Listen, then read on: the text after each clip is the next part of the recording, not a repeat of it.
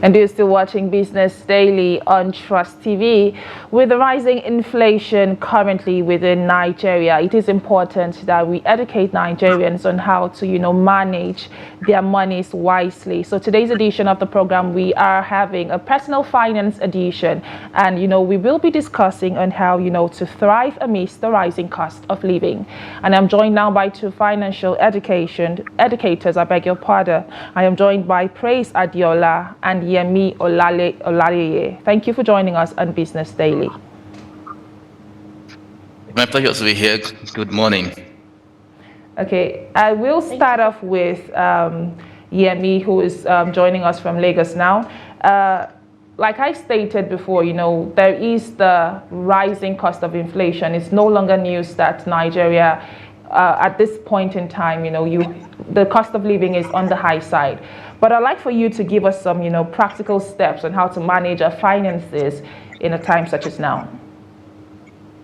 Okay, that's very good. When you look at it, as rightly said, that inflation is on the rise. And when we talk about inflation to start with, it's not just particular to Nigeria alone, it's particular to the entire world. Even the first world countries that they are undergoing a lot of inflation right now. But coming back to Africa and to the third world country like Nigeria, first thing first, when it's time for a nosediving economy like this, it is the duty of the citizens of that country to step up in their innovative thinking of how they can strategically work, think, and execute a plan to stay afloat of the economy. And there are different measures that they can take, starting with budget. For example, now for you to actually stay afloat of the economy in Nigeria right now, you need to have a very good budget. That will simplify the difference between your income and your expenses, your income versus your expenses. How much are you earning?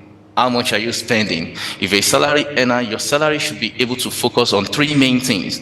It should be able to keep you up for the next days before the salary will come, if it will come.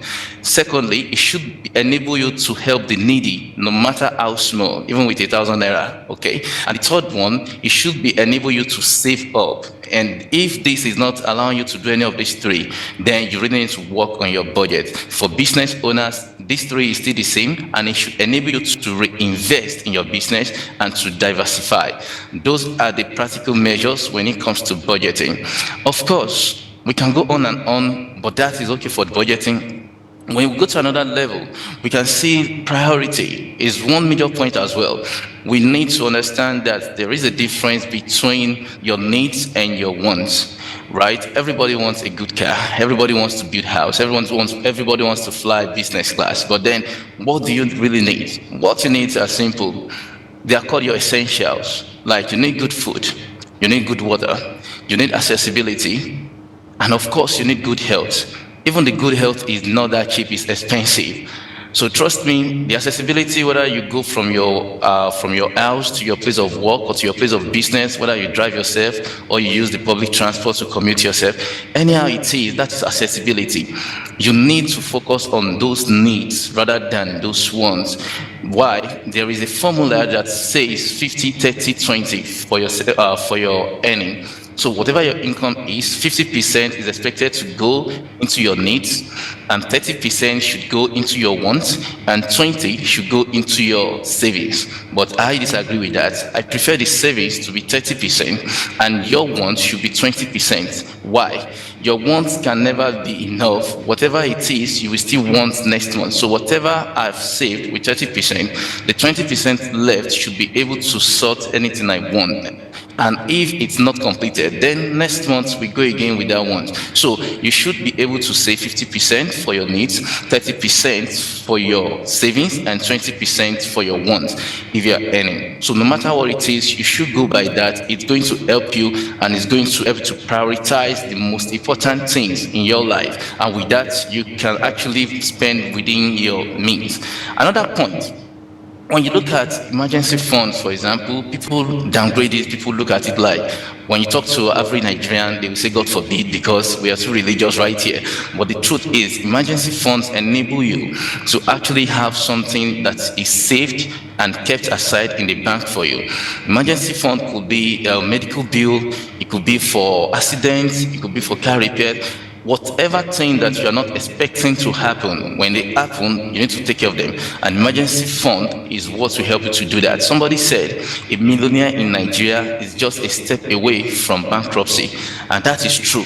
May he not fall sick. That's just the truth. So no matter how much prayerful we have to understand that these are the things we need to put in place for us to stay afloat of the economy in a nosediving country like this. Thank you, Yemmie, for that. That background you've given us, especially with the ratio, the 50, 30, 20% ratio that you made mention of. Now, moving on to my other guest, Praise Adeola, who I believe has been paying keen attention to what you have said so far. Yemmie spoke a bit about how individuals or businesses rather should ratio or ration their monies. But let's talk about household spending and household consumption now. What lifestyles would you say households should adapt, especially in times like this? Because personally, like for myself, I've made some changes as to how I used to live previously, compared to now. But let's talk about how households can adapt their lifestyles and consumption patterns, to minimize the impact of inflation on their household spending and budgeting. I thank you so much for having me. When it comes to lifestyle budgeting, especially giving the household setting, we have to first of all come from the place of discipline. And discipline starts individually before they can even extend to the family. Now we know that inflation is on the rise. As at December 2023, inflation rate was 28.92%, and I mean it keeps rising. We're already in a double-digit inflation, and then cost of goods and services are increasing on a daily basis, and it's not like people's salaries are actually changing. It's the same salary that you are using to pay for goods and services that are increasing on a daily basis. So your salary or your business is not actually meeting with the cost of living in the country. Now, in the place of discipline, now families, especially individuals, we need to cut on some certain expenses. Just before this interview, I got a notification on my Netflix account that the mobile subscription will no longer be 1,200. It will now be 1,600. I was like, are you serious? Like, those are little things that come up, like all those kind of high costs that we usually engage in. Some of us we can go to the market and then we can just plunge, things that we do not plan on buying from the very beginning. If it was before, it was accommodatable, you understand. But now this is inflation period. Now we're supposed to be cutting on spending. Now if you look at how a business runs, look at it from the profit side. They say there are two ways to make profit, right? It's either that you are cutting costs. Is that you are cutting costs, or you are finding a way to increase your revenue. You understand? So in a family, it's either you are finding a way to cut your costs, that's reduce certain expenses that are not necessary. I love how the first speaker said something on budgeting, and it gave 50, 30, 20, which is actually wonderful and fantastic, because it actually gives you a guide on how to actually spend money, especially in terms of household consumption. We know that 50% is prioritized to the needs of the family, and the needs of the family. We know that food is very, very important. We know that paying the house rent is very important. We know that keeping the electricity is actually very important. And then you prioritize, as your money comes in, be it your salary or your business, or your 50%.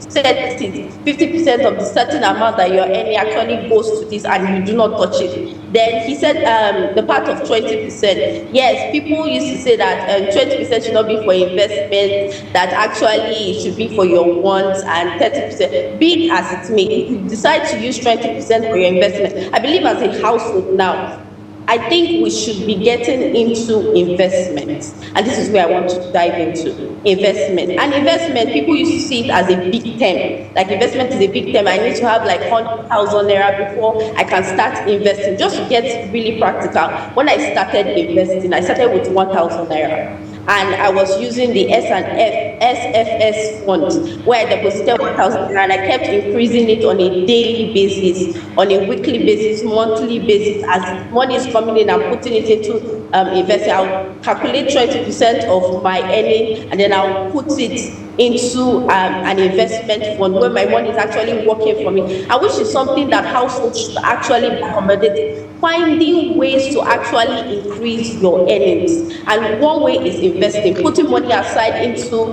a good investment, and you know the money is there, making just ROI, interest is accruing on the money that you have put aside. You understand? That is a way of increasing your earnings. Then also the part of wants. I believe by now that people should know that they should cut down their wants. This is the time for survival. This is time to survive. So one should actually really be cut down to actually be 20%, and 30% should actually be prioritized for investment. And another thing I really want to add that is also very important when I was talking about increasing your earnings. We know that our salary is not matching up with the cost of living right now, meaning that we're supposed to find a way to actually increase our earnings. Okay. Now, one thing I always used to tell young people is that you should find new side hustles.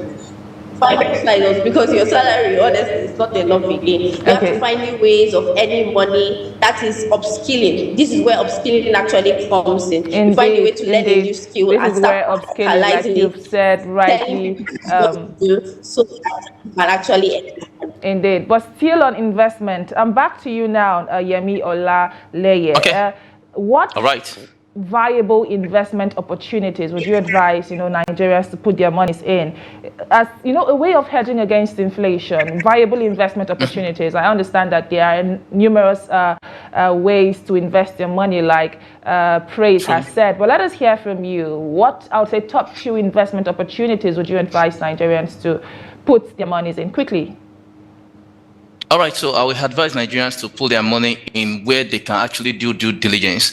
There are so many schemes outside there. In the bid of trying to invest and make high yield investments return, you end up ending with a Ponzi scheme. I do not want to encourage people to do that. So anywhere you're investing, try to do the due diligence, check the website, the regulations around it, and all of that. And one thing that is important is look at where you can have high yield, like a return on investment. Even from 2% is not bad. You can start with the bank's bond. You can do stock, you can do real estate, you can do forex trading, and not underscoring the risk that is attached to all of these ventures. But what I'm saying is these are actually some lucrative investment scheme that you can look into. They've been on for years, banks are doing it, so they are not scams, and these are things you can still look into and you can still do. They make so much sense. At this point in time is a time for everybody to have that financial education and financial literacy. Financial education tells you about the knowledge of knowing the financial planning, income tax, revenue. You know everything about that. But the financial literacy is telling you that you have the knowledge and you are using this, you are applying it in your own personal financial life, whereby this is the literacy. And when Nigerians rise to that level, having the education and the literacy is going to be better for us. Look at what you can do as youth in the country. There are so many lucrative courses, critical courses you can do, like artificial intelligence, machine learning, coding, programming, website development, forex trading, virtual reality, virtual augmentation, metaverse, a lot of them. You can do any of these and you're going to earn awesomely. The reward is very, very great. Thank you. Back to you now, Praise Adeola. Just before we go, in 1 minute, I will leave you until you give us at least one financial advice, something to go with. What would that be?